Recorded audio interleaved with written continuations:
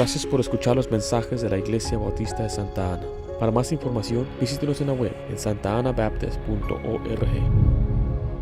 Y el título de este mensaje de esta noche es Abundando en buenas obras. Abundando en buenas obras. Vea lo que dice ahí, Hechos 9:36. Había entonces en Jope una discípula llamada Tabita, que traducido quiere decir Dorcas. Mire, esta abundaba en buenas obras y en limosnas que hacía. El cristiano debe abundar en buenas obras. Mire, somos salvos no por las obras, sino por la fe. ¿Pero para qué? Para andar en buenas obras. Dios quiere que vivamos, ahora que somos salvos y cristianos, haciendo buenas obras. Vaya conmigo por favor a Efesios 2 y vamos a ver el propósito de nuestra salvación.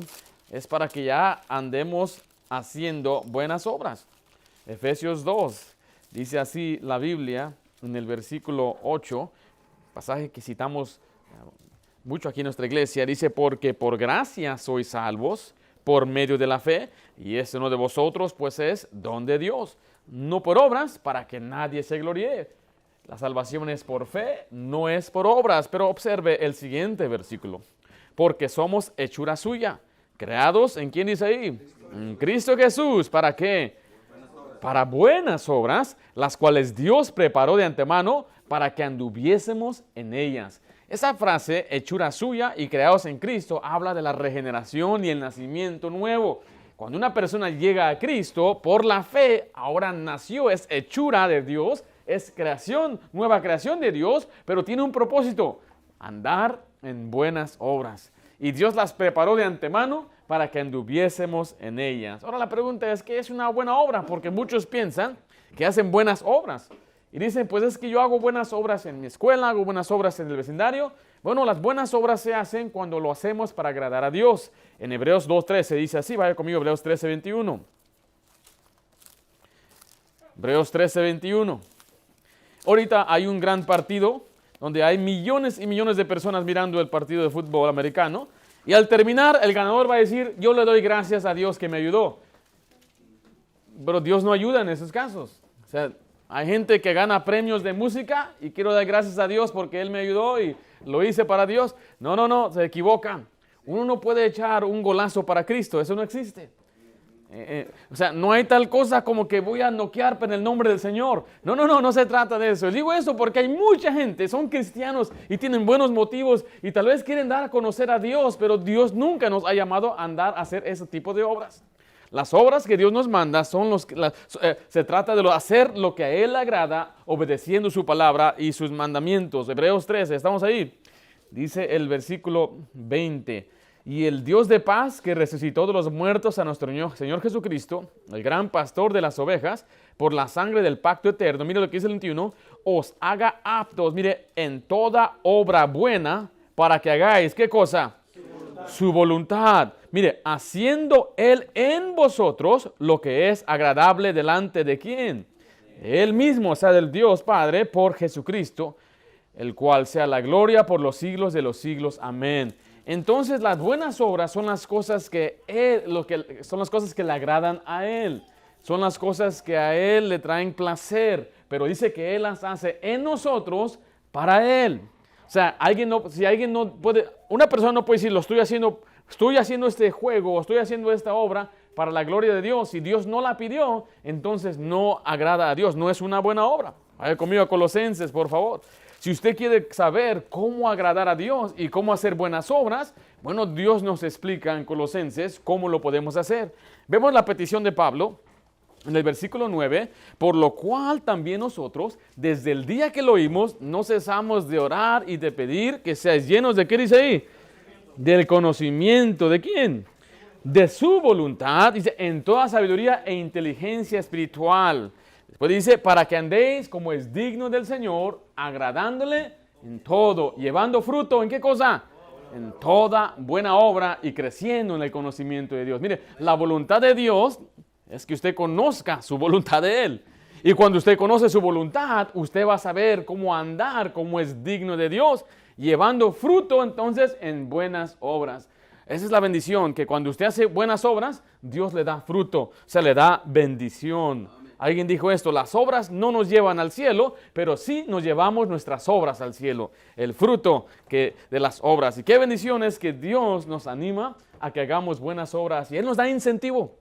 Nos promete corona, nos promete reinar con Él.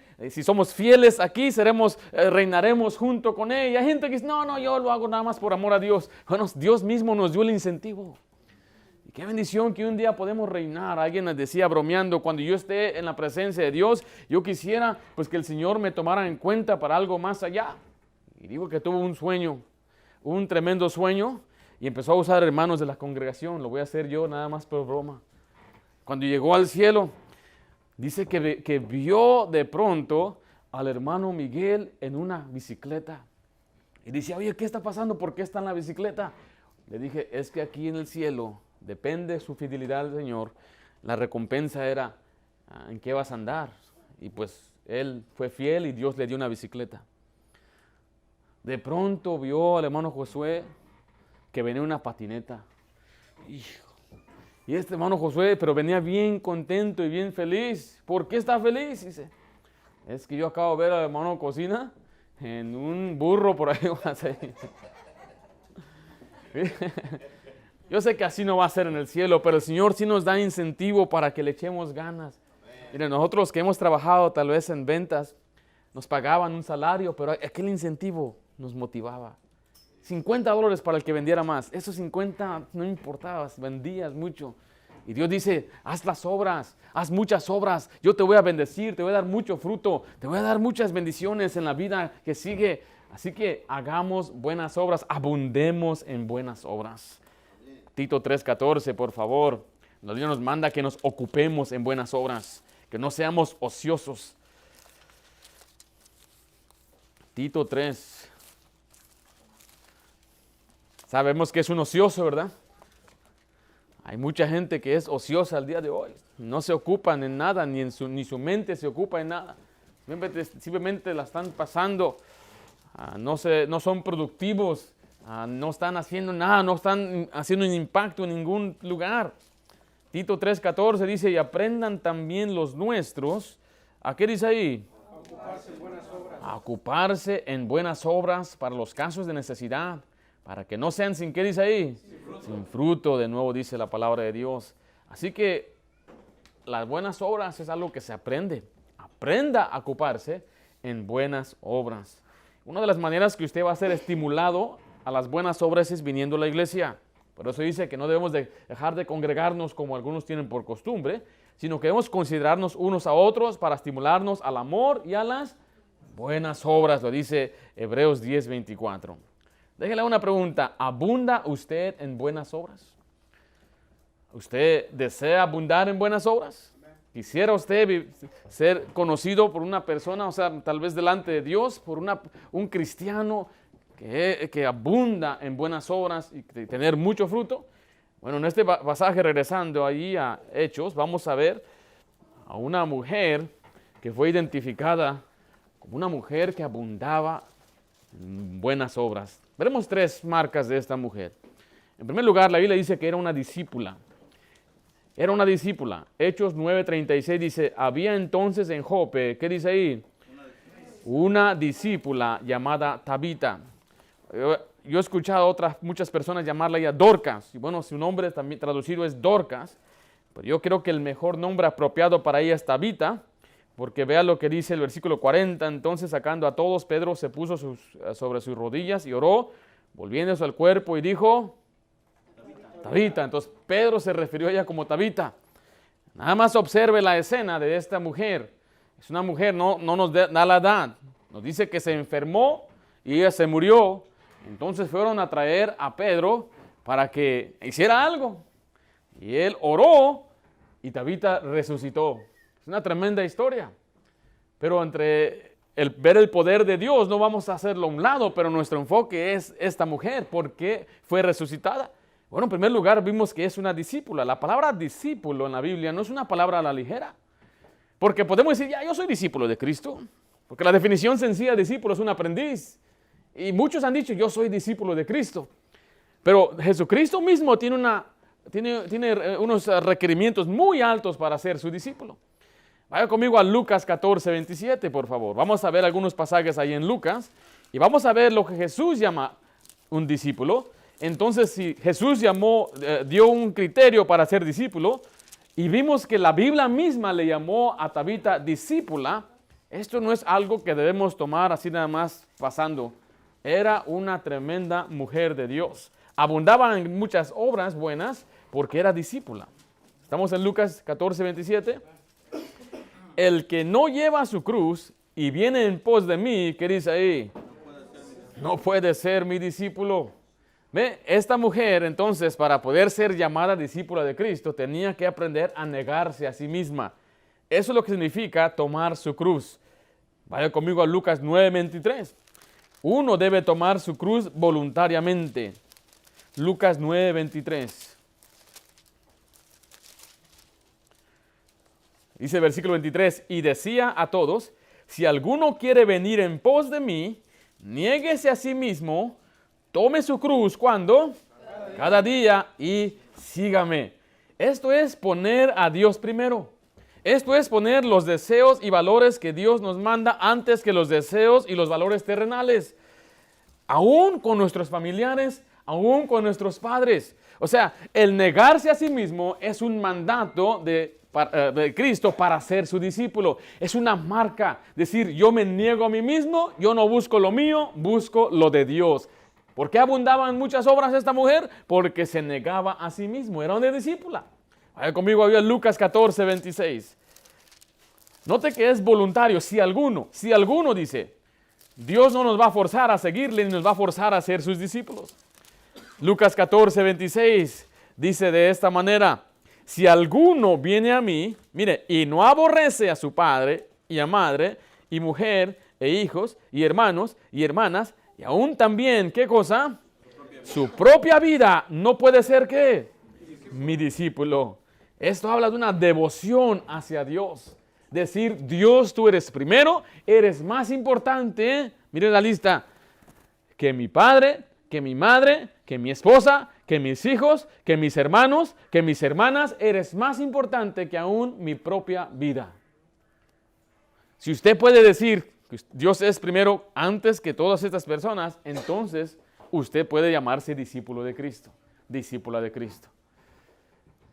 Muchos de nosotros no podemos abundar en buenas obras porque todavía vivimos para agradarnos a nosotros mismos. Mire, este mandato no es de odiar, sino está hablando de en comparación. Cuando comparamos nuestro amor hacia Dios, comparándolo hacia nuestra propia vida, nuestro trabajo, nuestras ambiciones y deseos y sueños, parece que aborrecemos a Dios. Algunos de nosotros que hemos sido fieles a Dios por años, usted sabe a qué me refiero. Usted tiene parientes que dicen, ustedes no nos quieren. Ustedes quieren más a la iglesia y a los hermanos. En comparación es verdad. No es cierto, usted sí los ama. Pero como usted ha puesto a Dios primero, entonces así parece. Y así debe ser el discípulo. Que se note y se vea que ama más a Dios. Vaya conmigo Mateo 10, por favor. Yo amo a mi familia, amo a mis hijas, amo a mi esposa, amo a mis hermanos, amo a mis padres. Y yo doy gracias a Dios que hasta este punto, pues mi familia está en los caminos de Dios. Pero si llega el punto que ellos dan la espalda a Dios, yo voy a tener que seguir adelante. Y voy a tener que seguir y obedecer a Dios y tratar de agradar a Dios. Mateo 10, 37, ¿estamos ahí? Note lo que dice de nuevo. El que ama a padre o a madre, más que a mí, no es, ¿qué dice ahí? Digno de mí. El que ama a hijo o hija, más que a mí, no es digno de mí. Muchos padres aman más a sus hijos que a Dios. Yo lo he visto. Y es una tristeza. Algunos, en cuanto nace un hijo, cambia su casa. Su casa ya gira alrededor de la niña o del niño que vino a esa casa.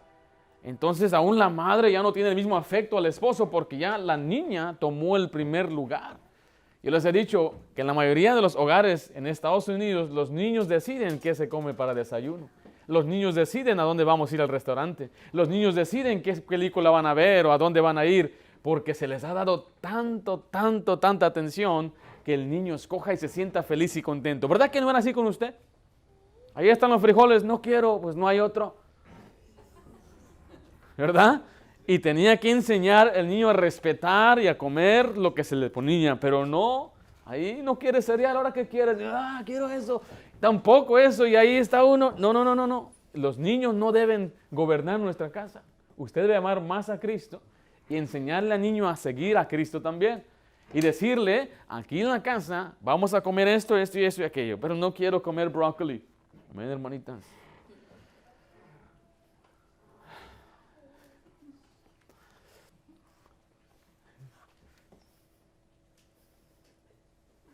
Muchas emociones vienen en el momento aquí, hermanos. ¿Okay? ¿Por qué? Porque se comen todo y ahí está el brócoli. Y digo, no te vas a levantar hasta que comas eso. Ahora, ese era mi caso. En mi casa, mamá preparaba comida al gusto de papá. Entonces teníamos nosotros por muchos, nunca comíamos chiles rellenos, a papá no le gusta. Yo no sé qué es un chile relleno. Pero nos ponían la comida y ahí estaba, decía, ¿por qué no puede hacer esto? Y decía, aquí no es restaurante, donde cada quien escoge lo suyo. Y queremos que nuestros hijos crezcan y amen al Señor. Y la única manera que usted va a poder ser un buen padre es al poner a Dios primero y no a sus hijos primero. Porque mira, hay gente que escoge la iglesia donde va si al niño le gusta. Es una iglesia donde el padre recibe bendición, va creciendo, se está fortaleciendo.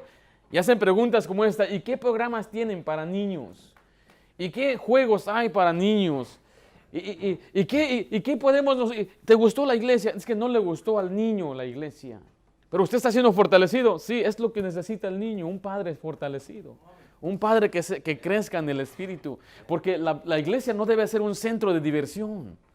Es el centro de adoración y de predicación.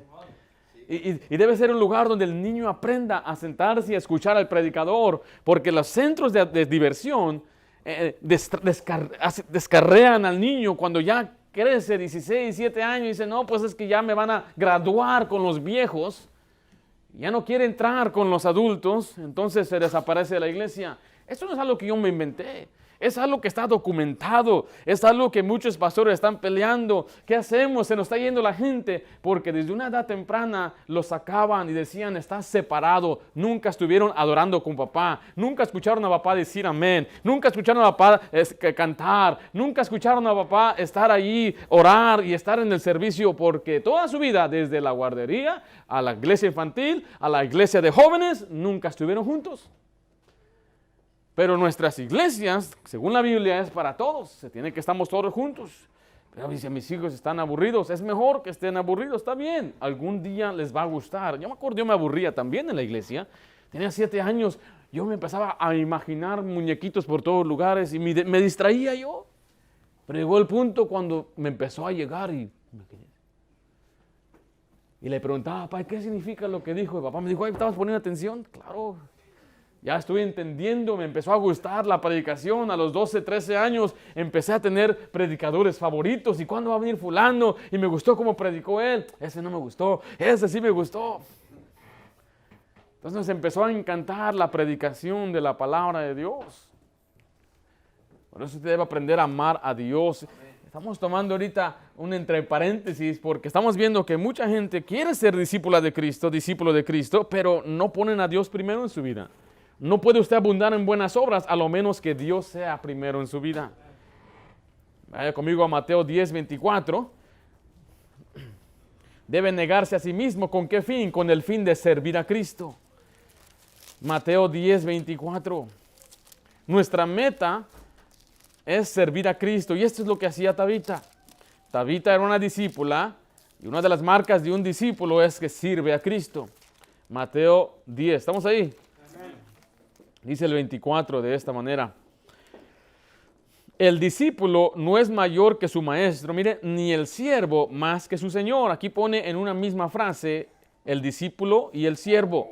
Dice el 25, bástale el discípulo ser como su maestro y el siervo como su señor. Ahí vemos la importancia de querer ser como Dios, de servir como Dios. Nuestro más grande ejemplo de servicio es Cristo mismo. Ahí le dice que Él nos ha librado para servirle. Y dice que nos dejó pisadas para servirle a Él. Oh, Cristo es nuestro más grande ejemplo de servicio. Ahí conmigo a Romanos 12:1. Para que usted abunde en buenas obras, usted debe poner a Cristo primero en cuanto a su servicio. Y yo sé que tenemos muchas ocupaciones, trabajos, negocios, cosas que debemos hacer, pero yo le imploro que usted vea este pasaje y observe cómo usted puede llevar fruto al hacer lo que Dios quiere, al servirle a Él. Romanos 12:1, ¿estamos ahí? Así que, hermanos, os ruego por las misericordias de Dios que presentéis vuestro cuerpo, ¿en qué dice ahí? En sacrificio vivo, santo, agradable a Dios, que es vuestro culto racional. Dios quiere que usted le sirva. Algunos dicen, pastor, eso es muy radical, es muy exagerado. Si con trabajos tengo tiempo para esto y aquello, déjeme le digo algo. Si usted no se pone a servir al Señor y a hacer buenas obras para Dios, yo sé que va a pasar el tiempo, la vida es muy corta, la eternidad muy larga, y lo único que va a valer en la próxima vida es lo que usted hizo en este corto tiempo en la tierra. Por eso, mire, en cuanto usted tenga tiempo, sirva al Señor, haga algo para Dios, haga buenas obras, haga lo que a Dios le agrada. Muchos dicen que es difícil, es duro, es muy sufrido ser cristiano. Mire, por la misericordia de Dios está diciendo. ¿Ha sido Dios misericordioso con usted? Pablo dice, no es por mí, no lo estoy pidiendo por mí, lo estoy pidiendo por la misericordia de Dios. Y se presenta tu cuerpo en un sacrificio vivo. Pero mire, es algo que a Dios le agrada y al final dice, es vuestro culto racional. En otras palabras, es lo lógico que puede uno hacer. Servir al Señor, hacer algo para Dios, hacer lo que a Él le agrada. ¿Por qué esta mujer abundaba en buenas obras? Porque era una discípula de verdad. A veces nosotros tenemos discipulado y enseñamos el discipulado y decimos un discípulo es uno que está aprendiendo y siguiendo a Cristo. Pero últimamente Cristo nos dijo que era un discípulo, el que se niega a sí mismo, el que toma su cruz, el que me sigue, el que me ama más a mí, más que a su familia, más que su propia vida, sus ambiciones y sus sueños. Esa persona es mi discípula, esa persona es digna de mí. Y Tabita era llamada una discípula. En segundo lugar, vamos a ver que esta mujer tenía compasión. Era una mujer compasiva. Vaya conmigo a Hechos 9. ¿Por qué abundaba en obras? Porque tenía compasión. Y su compasión entonces le llevaba a actuar. Cuando usted se compadece por algo, siempre le va a mover a hacer algo. Si se compadece por la gente que le hace falta tal vez zapatos, si usted ve las noticias o ve ahí, no tienen zapatos. Y hay muchos que se compadecen. Y la palabra compasión es un sentimiento de pena o dolor que tiene por la desgracia o el mal que padece uno. Y yo no estoy diciendo que está mal, podemos ayudar. Pero vea lo que dice ahí en Hechos 9:36. Había entonces en Jope una discípula llamada Tabita, que traducido quiere decir Dorcas. Esta abundaba en buenas obras. ¿Y en qué dice después ahí? Y en limosnas que hacía. ¿Qué es una limosna? Una limosna es un bien que se hace a otra persona con el fin de ayudarle, un bien de caridad. Por eso vemos que se requiere compasión para hacerle el bien a la persona en necesidad. Ella ayudaba a mucha gente. Vea lo que dice ahí en Hechos 9:39. Levantándose Pedro fue con ellos y cuando llegó le llevaron a la sala donde le rodearon todas las viudas, llorando y mostrando las túnicas y los vestidos que Dorcas hacía cuando estaba con ellas. ¿A quién ayudaba Dorcas? A las viudas. Ahora, en nuestros tiempos, tal vez la viuda tiene muchas ayudas. Es una tremenda bendición que el país, nuestro país o el Estado ayuda a las viudas. Les da becas a sus hijos, les provee alimento, les provee algún tipo de trabajo. O sea, es una tremenda bendición. Y yo creo que la viuda, si puede, podría aprovechar de ello. No veo algo nada malo en ello si en verdad lo necesita. Pero en los tiempos de Tabita no había estas ayudas. Si usted ve en la Biblia, las mujeres que eran viudas dependían de sus hijos. El esposo moría y decía, ¿y ahora cómo voy a sobrevivir? No hay ayuda del gobierno, no hay quien me va a alimentar, no hay quien va a tener compasión de mí. Entonces los hijos eran los que recogían a mamá. En una ocasión, Jesucristo se compadeció de una viuda porque iba llevando a su hijo en un féretro, dice.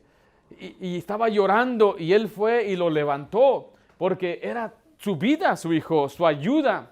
En otra ocasión vemos cuando murió el esposo de Noemí y los hijos de Ruth se quedaron completamente desamparados, sin nada, hasta en cuestión sus propiedades, sus terrenos. ¿Qué va a pasar?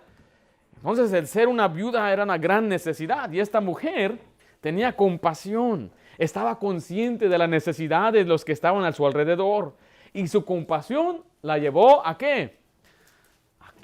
A hacer túnicas. Allí estaba ella yendo a tal vez al mercado, comprando la tela y regresando a su casa, y esta túnica va a ser para la hermana fulana. Ahí estaba ella por horas, tal vez días. Finalmente aparecía la próxima reunión. Hermana, mire lo que le regalé, y la viuda se alegraba. Wow, gracias porque usted me pensó en mí. Yo doy gracias a Dios por la gente que nos ayuda. A veces nos ayuda y nos da. Oh, gracias a todos ustedes. Cuando usted ayuda a otro, es algo grande. ¿Sabe por qué viene muchas veces? Por la compasión. Cuando usted tiene compasión, usted va a ayudar a otros. Y Dios quiere que seamos compasivos los unos con los otros. Primera de Pedro 3:8 nos enseña esto. La compasión debe empezar en la casa de Dios. ¿Qué dijo Jesucristo acerca de los pobres? Siempre los tendréis. Entonces, mire, si usted quiere ayudar y va a tener compasión, empiece con la casa de Dios. En nuestra iglesia había una hermanita que vendía tamales, era una viuda. La única mujer que el pastor de nuestra iglesia le dio permiso para vender tamales en la iglesia. Era la única entrada que tenía. Y decía el pastor que a veces le decían, ¿y por qué deja a la hermana que venga ahí? Ok, entonces dale algo tú. No, ¿yo por qué? Entonces cállese. Entonces muchos íbamos con ella, le comprábamos un tamal, 2 tamales cada semana, y así es como ella se ayudaba. Mire, la Biblia enseña que debemos ser compasivos empezando en la casa de Dios. 1 Pedro 3:8, ¿estamos ahí? 1 Pedro 3:8, finalmente sé todos de un mismo sentir. ¿Cuál es la siguiente palabra? Compasivos. ¿Con quién? Entre nosotros. Nuestro sentir es que nosotros sentamos tristeza y pena por la desgracia que le pasa a un hermano en la iglesia. Cuando una persona pierde a uno de sus padres, cuando hay una tragedia, debemos compadecernos por ellos. Romanos 12:15 dice, gozaos con los que se gozan, llorad con los que lloran. No debe haber envidia entre nosotros, porque el pasaje dice, gócese con los que se gozan. ¿A quién se goza? Una persona se goza cuando le dan un buen trabajo. ¿Qué nos va a gozar? Me dieron un mejor trabajo, mejor paga, menos horas, más beneficios, y hasta me regalan el 30% de las herramientas. Y uno no debe tenerle envidia, sino que debe gozarse con él. Pero también con los que lloran, debemos llorar con ellos. A veces escuchamos que los hermanos tienen petición, pedimos por fulano y sutano. Y muchos somos muy indiferentes. ¿Quién será? No sé. Muchos se compadecieron más por la muerte de este moreno que ni lo conoció usted personalmente, que por las necesidades de los hermanos en la iglesia. ¡Qué tragedia! Y Dios quiere que usted y yo nos preocupemos unos por otros. 1 Corintios 12:25 nos habla de ello, acerca del cuerpo de la iglesia. Somos miembros los unos de los otros. 1 Corintios 12:25.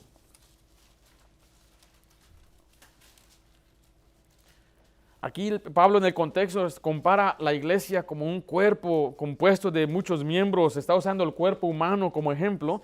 Dice 25, para que no haya desvanencia en el cuerpo, sino que los miembros todos se preocupan los unos por los otros. De manera que si un miembro padece, todos los miembros se duelen con él. Y si un miembro recibe honra, todos los miembros con él se gozan. Cuando usted se lastima, ¿todos los miembros son afectados o no? Todo su cuerpo. ¿Le ha tocado que se ha quemado? Una puntita de su dedo afecta todo su organismo. No puede estar en paz. Toda su concentración está hacia esa quemadura que tiene. Y así debe ser la iglesia cuando uno sufre, cuando uno está pasando por tiempos difíciles. Todos nosotros tenemos que concentrarnos en esa persona. ¿Cómo lo puedo hacer yo, pastor? ¿Cómo yo puedo compadecerme por mi hermano en la iglesia? Usted, en tiempos de dificultad y de tristeza, orar por ellos, abrazarlos. una hermana, vaya y abrácela.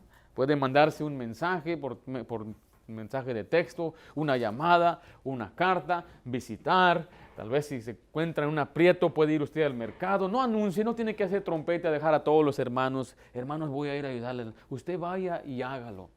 Y ayude a la persona y usted le puede traer algo, llevarle algo. Hay unos hermanos que son así, que vienen y limpian la casa. Se aliviaba mi esposa y ahí venía la hermana Celso. Yo llegaba y dice, ¿qué está haciendo hermana Celso aquí? Me está ayudando. Yo la miraba a hermana Celso y ¿por qué? ¿Por qué está aquí? A veces hay personas así que tienen ese corazón para ayudar. Y ahí está limpiando con ganas. Una hermana chaparrita, algunos la conocen. Y así cada vez que venía, ahí aparecía la hermana Celso otra vez. De pronto va a llegar la hermana Celso. Una hermana conocida por buenas obras, por ayudar, por ser dadivosa y generosa. Aquí también, pero estoy usando un ejemplo que no sea de aquí, para que, ¿y yo qué? Porque se me puede faltar uno. Ser compasivos unos con otros, ayudando a los necesitados. Gálatas 6:10. Cuando usted tiene compasión, entonces eso le va a ayudar a ayudar. Gálatas 6:10.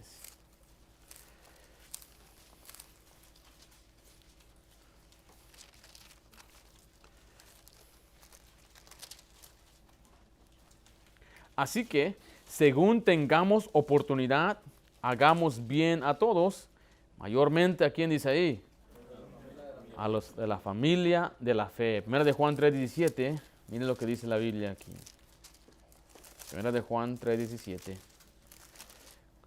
¿Qué significa la oportunidad? Significa que usted tiene el tiempo, tiene la habilidad o tiene el medio económico para ayudar. Si usted no puede, usted no puede.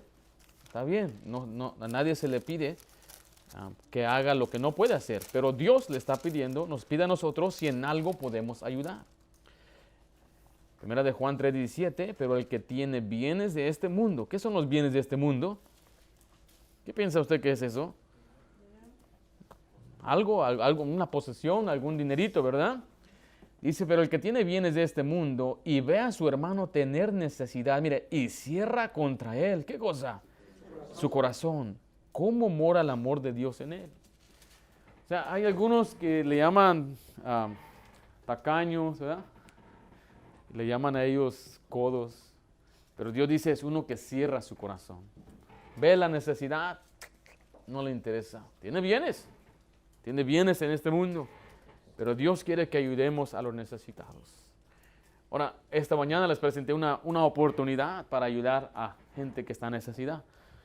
Y yo creo que debemos ayudar, porque esta iglesia comenzó con la ayuda de mucha gente que abrió su corazón. Desde el piso, a todo ese mencionado del piano fue regalado, el bautisterio fue donado, ese mueble atrás, casi todo lo que está aquí ha sido donado por gente que abrió su corazón y quiso apoyar la obra de Dios. Porque decían, tal vez el Señor va a obrar y el Señor le va a bendecir a cada persona que dio. Entonces, con más razón, una iglesia como la nuestra debería ayudar cuando otra iglesia empieza. ¿No piensa usted? Debemos ayudar si tenemos oportunidad. Pero vaya conmigo a Mateo 9:36. La compasión más grande que usted debe tener es hacia los perdidos. Compasión por los perdidos. Mateo 9:36. Mateo 9:36. Le vuelvo a decir, yo no creo que haya algo mal que tenga compasión por los enfermos, por gente que tiene necesidad, tal vez no tiene comida en algunas naciones de África y en Medio Oriente, en Asia, tal vez en Sudamérica, orfanatorios que reciben ayuda y muchos beneficios de gente con un corazón compasivo. Pero si es la triste realidad es que los cristianos han dado más a esas cosas, han tenido más compasión por la gente, por ayudarle por sus necesidades terrenales que por ayudarles por su necesidad espiritual. Mateo 9:36, ¿estamos ahí? Amén. Y al ver las multitudes, hablando de Jesús, ¿qué hizo él, hermano? ¿Qué tuvo? Compasión.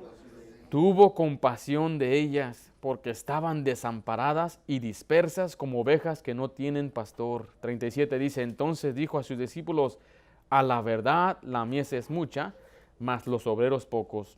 Rogad pues al Señor de la mies que envíe obreros a su mies. Vemos ahí la compasión de Jesucristo hacia los perdidos. ¿Y qué le está pidiendo el Señor que hagan?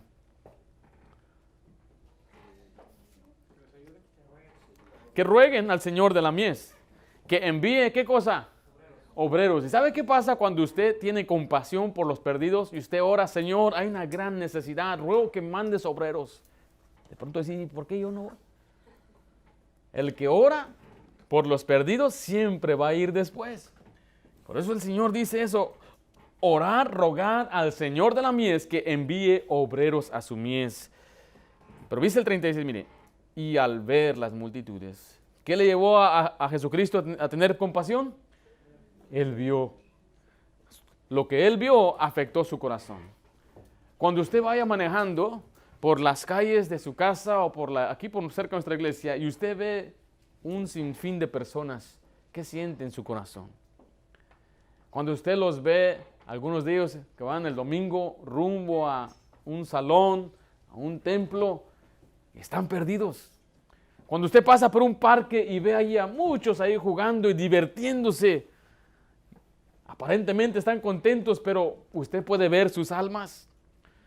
Cuando tal vez usted ve una gran cantidad en la televisión, gente que se reúne para hacer una marcha y dice, vamos a hacer una diferencia, ¿no se compadece usted de ellos? ¿Qué debemos hacer? Debemos orar que el Señor envíe obreros. Y de pronto el Señor le va a decir, pues, levántate y ve tú. Y usted va a decir, con compasión, usted va a ir. Cuando salimos a evangelizar, debemos ir con compasión.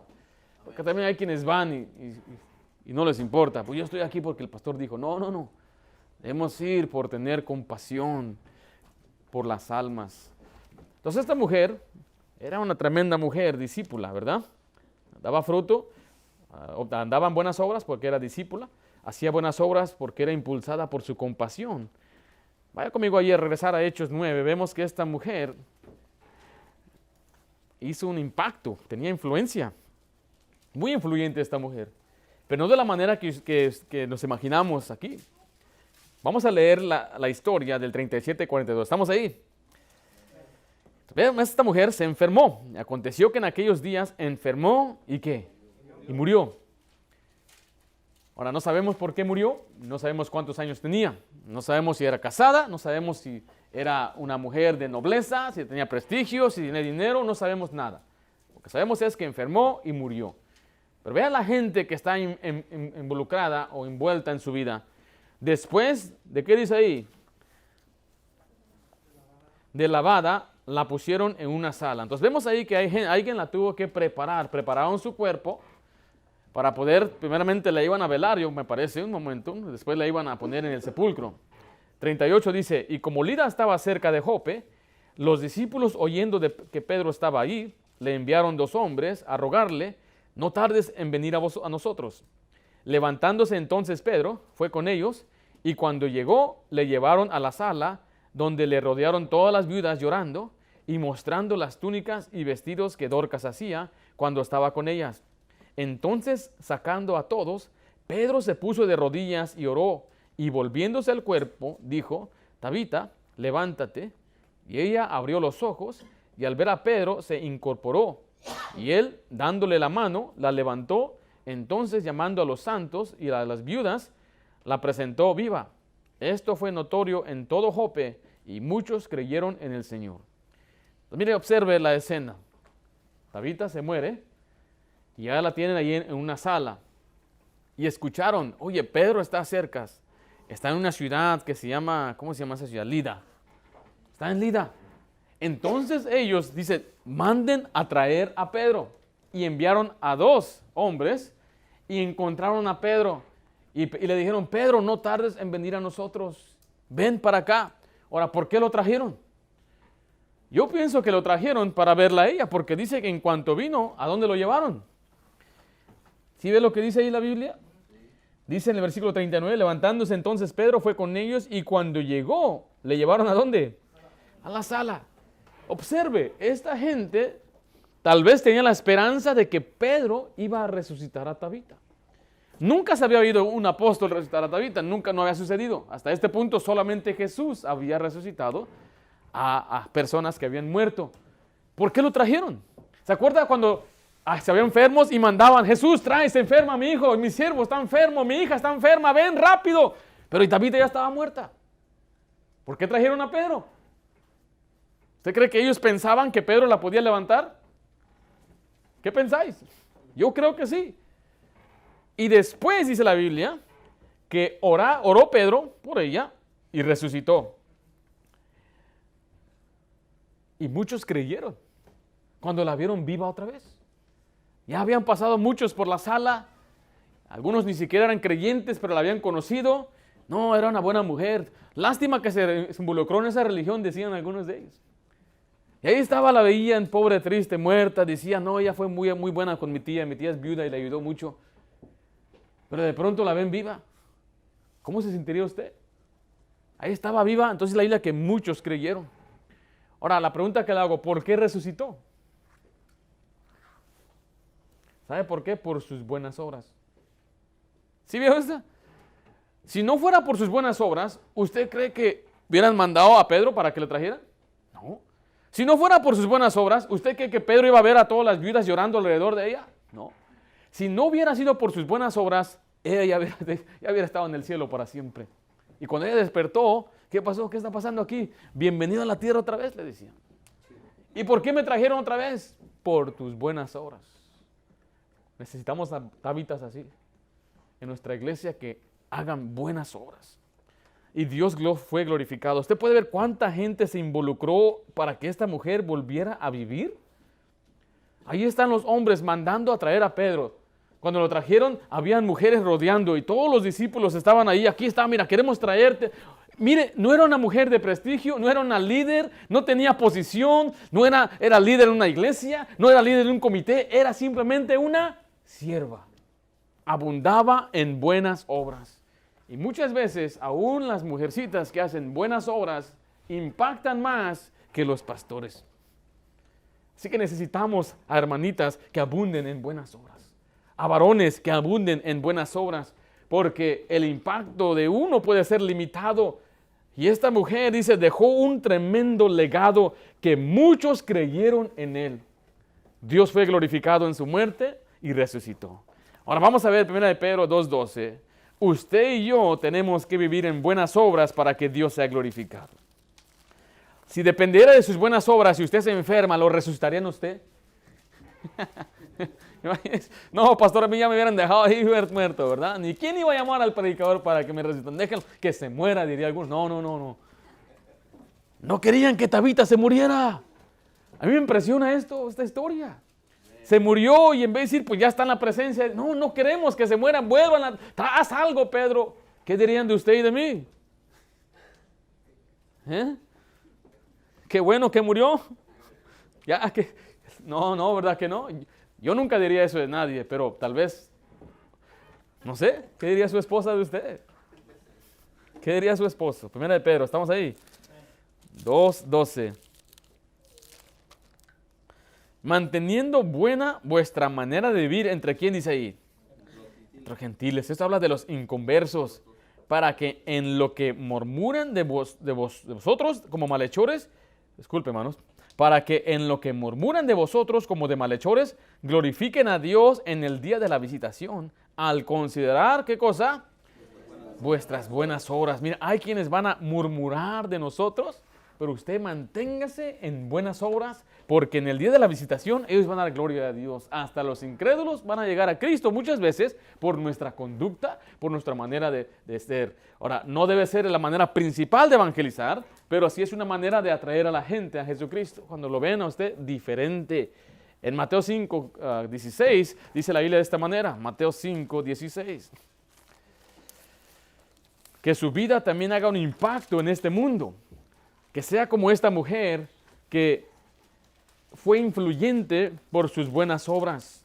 Mateo 5, versículo 16. Así que alumbre vuestra luz delante de los hombres, para que vean, ¿qué cosa?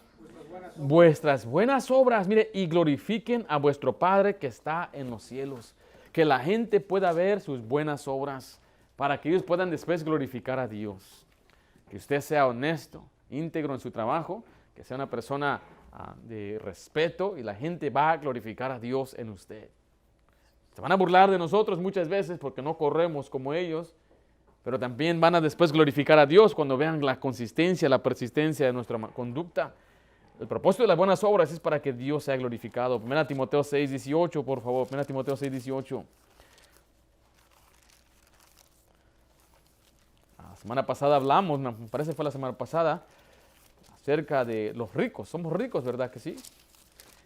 Pero Dios quiere que no solamente seamos generosos, porque algunos vamos a otro extremo. Algunos somos muy generosos, damos mucho, pero no somos serviciales. Y Dios quiere que tengamos un equilibrio. 1 Timoteo 6, versículo 18. ¿Estamos ahí? Está hablando de los ricos de este siglo. 17, ¿sí de ahí? 18 dice que hagan bien, que sean ricos ¿en qué cosa? En buenas obras. El Señor quiere que seamos ricos en buenas obras. Que nuestras buenas obras sean notorias, que se note, que la gente pueda ver. Vaya conmigo a 1 Timoteo 2.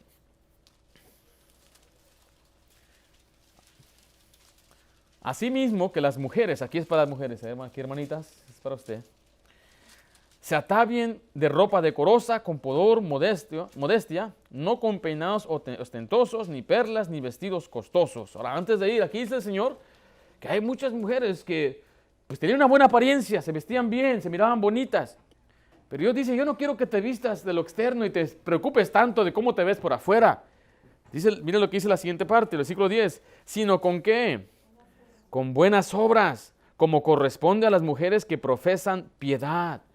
Mire, está bien que luzcamos bien y que tengamos buena apariencia, pero a Dios no le interesa si no acompaña nuestras buenas obras. ¿Sí me estoy explicando? Entonces Dios quiere que las mujeres, sí, hagan buenas obras y no se preocupen tanto de cómo se miran, porque hay muchas personas, muchas mujeres que están más preocupadas de su apariencia. Especialmente en nuestra juventud hay señoritas que duran horas y horas preparándose y arreglándose y poniéndose una capa, después otra capa y después poniéndose ojos que no son de ellas, uñas que no son de ellas. Sí son mías, yo las compré, decía uno así, pero... Y Dios dice, no se enfoque tanto en su apariencia, mejor enfóquese en sus obras, que haga buenas obras. Tito 2, por favor. El pastor debe también ocuparse en buenas obras, debe presentarse como ejemplo de buenas obras para que los demás también sigan ese ejemplo. ¿Estamos ahí? 2.7. Presentándote tú, está hablando el siervo de Dios, en todo, como ejemplo de ¿qué? De buenas obras. Entonces vemos que dice, uno debe también ser ejemplo. Tito 2.14.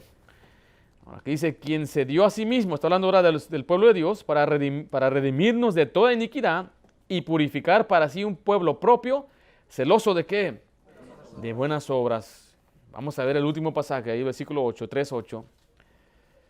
Palabra fiel es esta, y en estas cosas quiero que insistas con firmeza, para que los que creen en Dios, mire, procuren ocuparse ¿en qué cosa?